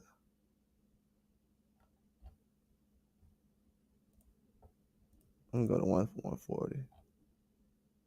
Yeah, 140 got a lot of names, man. You got Pollo, just lost a belt. Keyshawn ain't finna get in the ring with Pollo. They got Delgado, who is a hard fight. I don't know if I'm picking Keyshawn over Delgado. I don't think Delgado that good, but I don't know if I'm picking him over him. Sandor Martin, I don't know if I'm picking him over him. Elvis Rodriguez, I don't know. I like Elvis. Elvis be taking some hard fights. That'll be a tough fight. That's a possible win for Keyshawn, but that'll be a tough fight though. Yeah, Elvis be fighting people. They got Prograis. Prograis a tough fight for anybody. I think that Haney fight made people, because somebody got dominated by Haney, then all of a sudden he's not good. But Prograis is good. You're gonna find out today how good Prograis is. If JoJo show up, that'd be a good thing too. I want to see JoJo show up in the fight. But yeah, what's the guy that Barbosa fought last year? The Newsom guy? Man, the dude like 6'1", 6'2". He's like almost the same height as Keyshawn brothers. That dude would be a problem for Keyshawn in the ring. You got Vargas. Definitely want to see that Vargas fight though. That's crazy. Vargas only 21. For some reason, I be thinking, oh, maybe 23, 24. But Vargas only 21 though.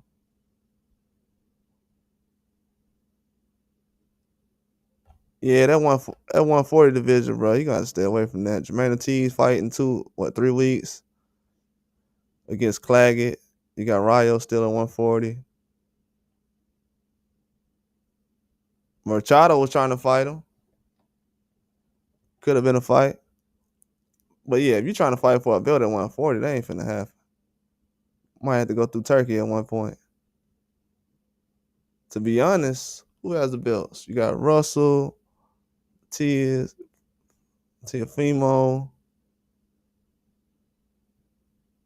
You got Hitchens.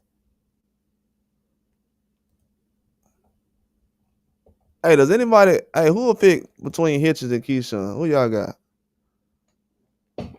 I haven't picked against Hitchens in a fight yet. So, Hitchens versus Keyshawn. Hitchens is a better boxer. I'm just be honest with you. From what I've seen, he doesn't have the knockout power, but he's a better boxer. For sure. I think Hitchens is a better boxer.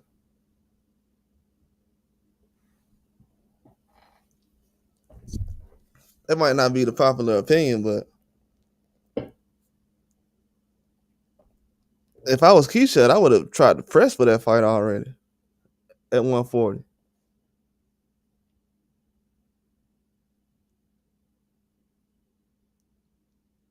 Coming off a win over De Los Santos, he would have had a perfect opportunity to fight Hitchens, but I think they fought around the same time. Was supposed to fight around the same time. That would have been a very good fight. Hitchens versus Keyshawn Davis.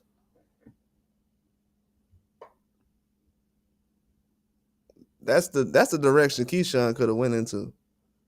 But that's what I'm saying. If he's not prepared to fight a guy like Hitchens, he don't need to go to 140. He don't sound too confident saying he's still thinking about 135. That doesn't make a lot of sense. That's like the last thing I thought he would have said as far as what's going to happen in his career next.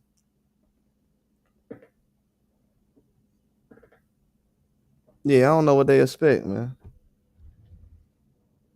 That's why I'm saying people saying Tank gonna be out a year or he finna take a break. That 135 weight class finna be destroyed. They're just gonna have Shakur down there fighting some decent fights, and they're gonna wait on Andy Cruz and Meritar to fight. That's all that's gonna happen. And Abdullah Mason gonna take over the show, and we gonna see guys like Roach and who else was thinking about moving 35? Or Shaq Foster was thinking about moving up. Yeah, it's gonna be some new names popping up.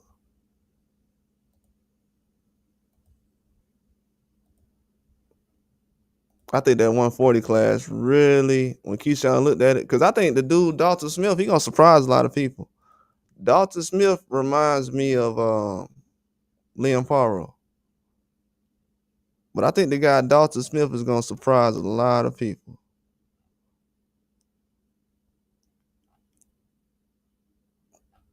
Yeah, he's actually pretty good.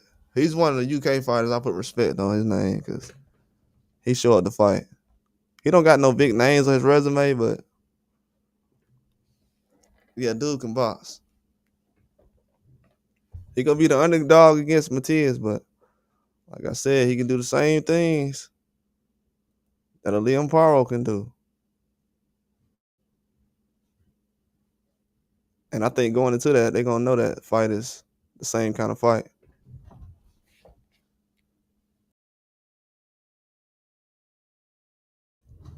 Yeah, going into that fight, they know that Dalton Smith gonna have the same type of style as a Liam Paro.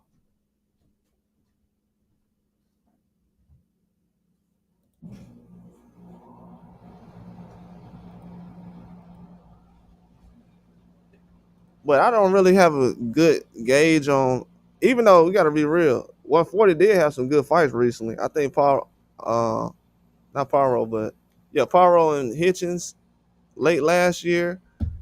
Then Matias and Poyo recently. They had some good fights at 140. Barbosa, T.O., Russell, and Rayo. He had some good fights at 140 this year, but it's a lot of shuffling going on. Like, when are they going to start closing in? It's like they're doing a Royal Rumble. Because I was thinking of, with Russell, is he going to ever rematch Puello? Are they going to try to set that up? Because Puello was in two close fights. He was in a close fight with Matias, and he was in a close fight with Russell. Will they ever try to run that back down the line?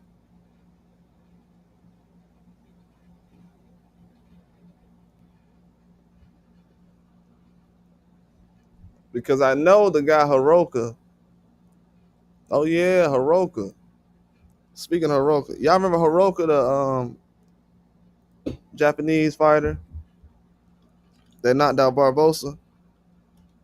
I think he the guy that's supposed to be a mandatory for Gary Russell sometime soon. Yeah, I forgot about that fight. Well, I don't know if that's been talked about, but I forgot about that fight. My bad. It's been a lot of stuff going on since last year. But yeah, I'm gonna go ahead and put that story. I don't know if that's been reported already. But yeah, that's what Gary Russell fighting next. My bad. Or it should be next. If it's not next, it's gonna be after that.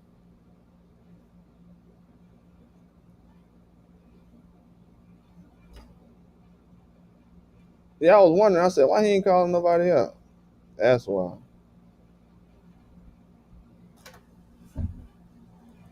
He's already fought Ryo. Yeah, this was something that was. This happened because of the situation last year with you had with Barbosa, not Barbosa, but Barroso. After he fought Rolly, then he ended up knocking out O'Hara Davies, got the intern belt. Then Hiroka ended up knocking him out in Japan. Then he got the belt. Russell got the belt from Ryo, and now he's the mandatory. Yeah, I forgot about this fight with Hiroka. Yeah, but this is a guy who's one of the hardest punchers you probably don't know. I'm gonna tell you why his knockouts, his Jin Suzaki knockout is not gonna be as good as Brian Norman, but I'm gonna tell you the dude got power though. The dude has power.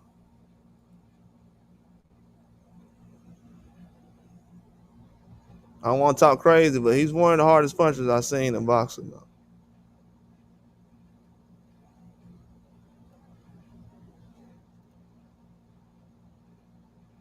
I would definitely have to say that.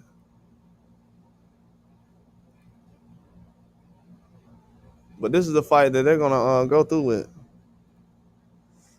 I definitely want to see this because sometimes these guys be dropping belts these days. You know, Fedor just dropped the belt, so anything can happen.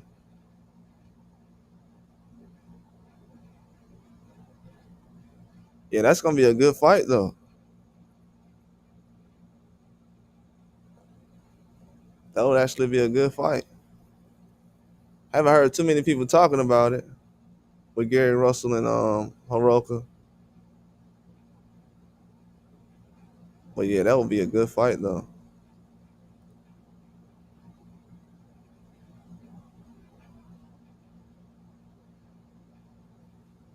Yeah, 140 got to hold up, man.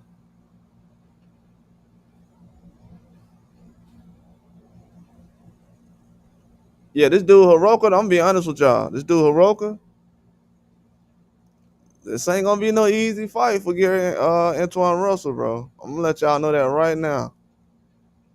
This is not gonna be an easy fight for him.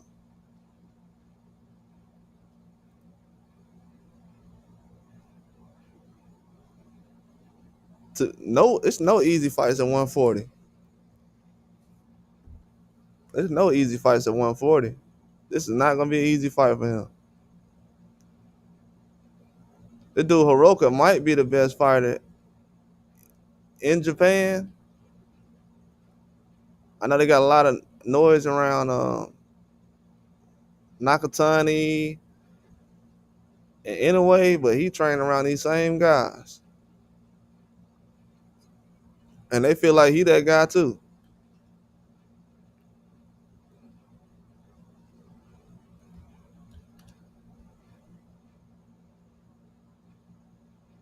But yeah, I don't want to say nothing stupid, but I'm gonna just say this, man. This fight gotta happen. I hope don't nobody drop no belts. If a belt get dropped in this situation, I'll be shocked.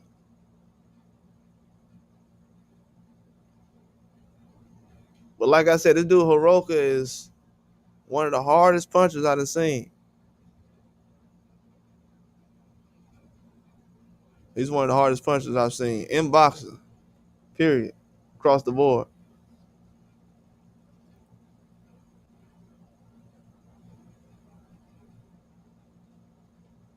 Yeah, he's a problem.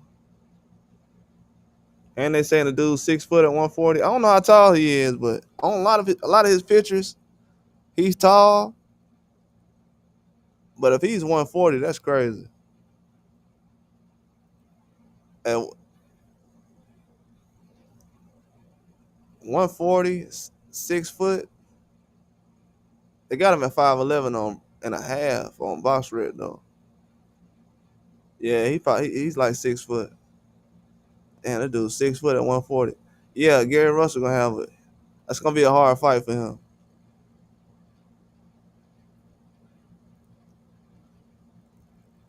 Yeah, that's not even a question. They got Gary Russell listed at 5'10". I don't know if he's that tall. Yeah, fighting a guy who's 6 foot at 140, one of the hardest punches I've seen him. No wonder he's a hard puncher. The dude 6 foot at 140.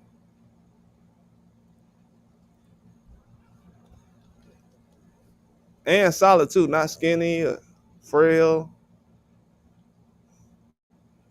That's why Keyshawn like, I'ma just wait. The average person to be like, oh, who this Hiroka guy is. Even Machado, the way that Machado just did Pedraza, it made Keyshawn's performance look like nothing. And most people will say, yeah, Pedraza was already done. Not really. Pedraza had just went the distance with Ramirez and Barbosa, and he was already out a long time.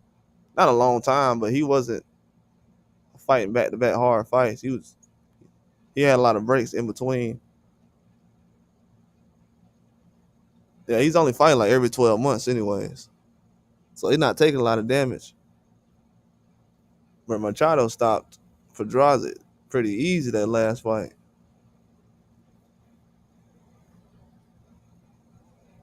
I don't even think he was going for the knockout at the time he got the knockout. So yeah, it's a lot of guys at that weight class that would be dangerous for Keyshawn. So yeah, him talking about 135 still makes sense.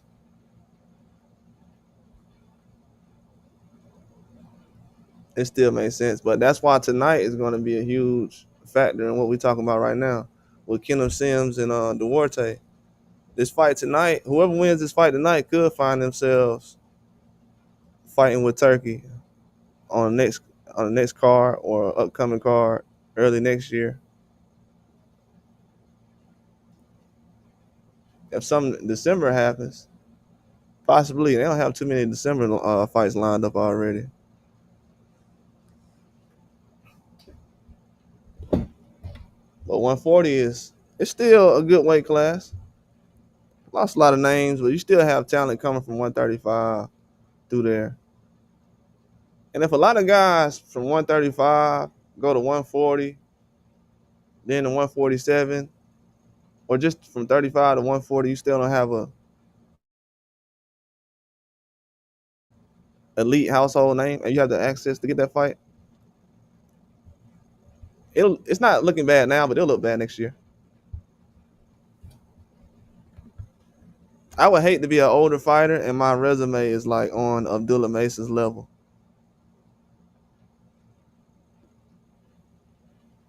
I think that's kind of where Turkey's taking it to.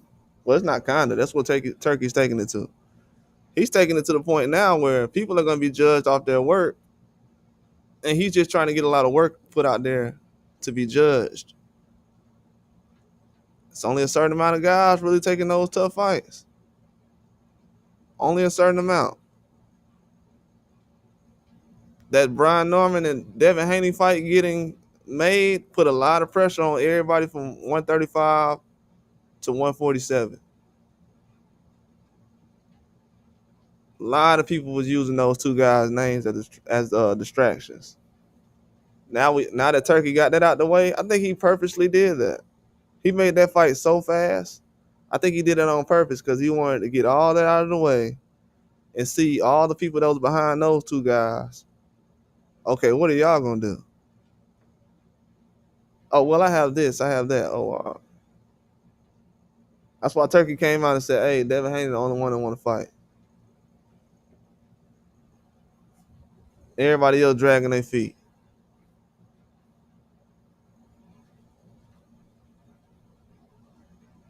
He even got Canelo on board before a lot of guys. I'm gonna be honest with you. If you're a fighter and you're not on Canelo's level, and Canelo taking the fight that he don't, well, most people don't want him to take, before a smaller time boxer or a guy who's not really a big name, it's a bad look, man.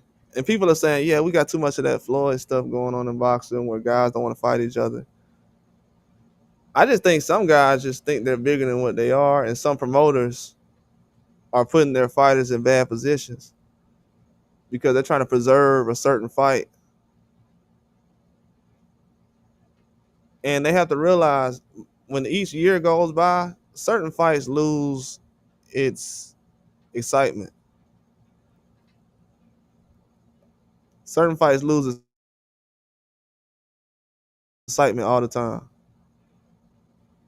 That's why Brian Norman and Haney fighting right now. It's one of the most exciting fights. Canelo and Crawford, one of the most exciting fights. 2 years ago, those fights wasn't thought about to be fights that were going to be made as a mega fight of the year. Those type of fights you putting together. Even Benavidez and Anthony Yard. That's a big fight.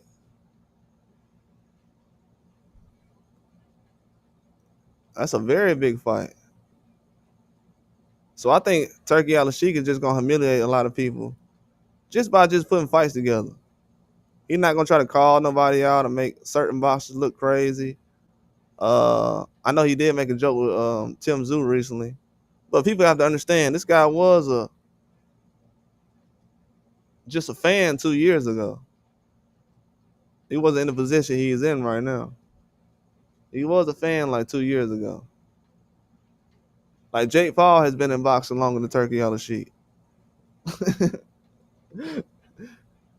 That's the crazy part. Jake Paul got more experience in boxing than he does.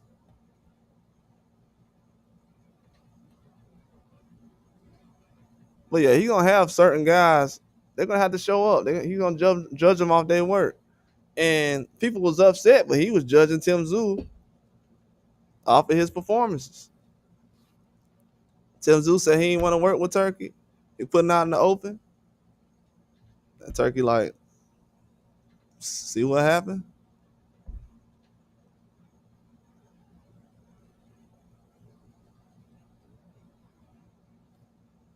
Yeah, just called him out on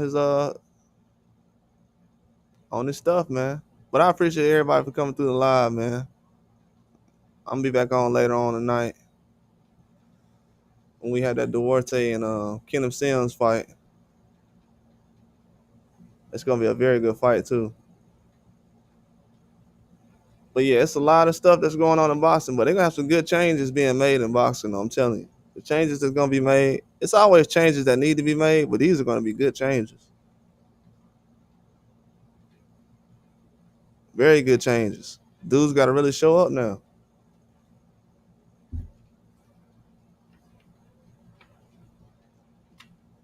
Yeah, everything ain't gotta be a secret no more. Negotiations don't have to be a secret. We already calling people out. So it's really nothing that has to be a secret in boxing. I think we're getting to that point. I don't know if that's talked about, but as far as with the business side, there ain't no reason to really have secrets. I think when that happens, you know it's something that is not helping boxing that needs to be removed.